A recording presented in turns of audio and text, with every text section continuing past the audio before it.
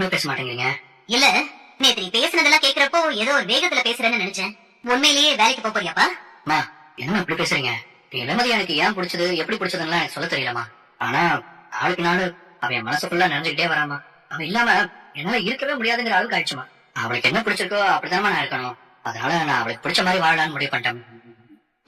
கண்டிப்பா இதுக்கப்புறம் இளமதி நேரத்துக்கு நம்பிக்கை இருக்குமா. அதனால தப்பா நினைக்காம நான் ஆசீர்வாதம் பண்ணி அனுப்புங்கம்மா. என் புள்ள பரம என்ன செஞ்சாலும் அது சரியாதான் இருக்கும். போய். சரிம்மா. சாப்பிட்டியாப்பா?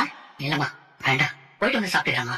சின்ன வயசுல இருந்து உன்னை வளர்த்து ஆளாக்கி இந்த நிலைமைக்கு நான் கொண்டு வந்ததுக்கு காரணமே எப்பவுமே என் காலடியிலே நீ கிடந்து அடிமை மாதிரி நான் சொல்றதெல்லாம் செய்யணுங்கிறதுக்காக தான். ஆனா உனக்கு எப்ப சுயமா சிந்திக்கிற அளவுக்கு அறிவு வந்துருச்சோ, இனிமே உன்னை நான் விட மாட்டேன் பரமா.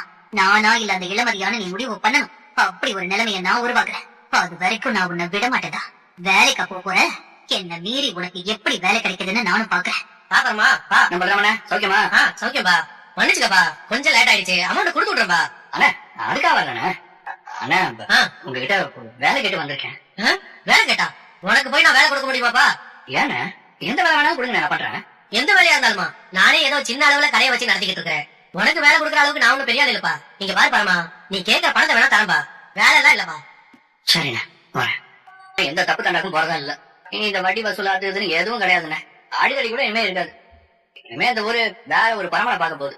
அதானே அப்படியே தெரிஞ்சவங்க எல்லாம் ஏதாவது வேலை இருக்கான்னு கேட்டு பாக்கலாம்னு வந்தேன். அதான் உங்ககிட்டயும் கேக்குறேன், தப்பா எடுத்துக்காதீங்க. எனக்கு ஏதாவது ஒரு வேலை கொடுங்கண்ணே. பரமா, இப்படிப்பட்ட தொழில இருக்கிறவங்க அதை விட்டுட்டு திரும்பி வர்றது பெரிய விஷயம்ப்பா. ஆனா வேலை ரொம்ப கஷ்டமான வேலை பரமா. டெலிவரி வேலை தான். சம்பளமும் என்னால பெருசாலாம் கொடுக்க முடியாது.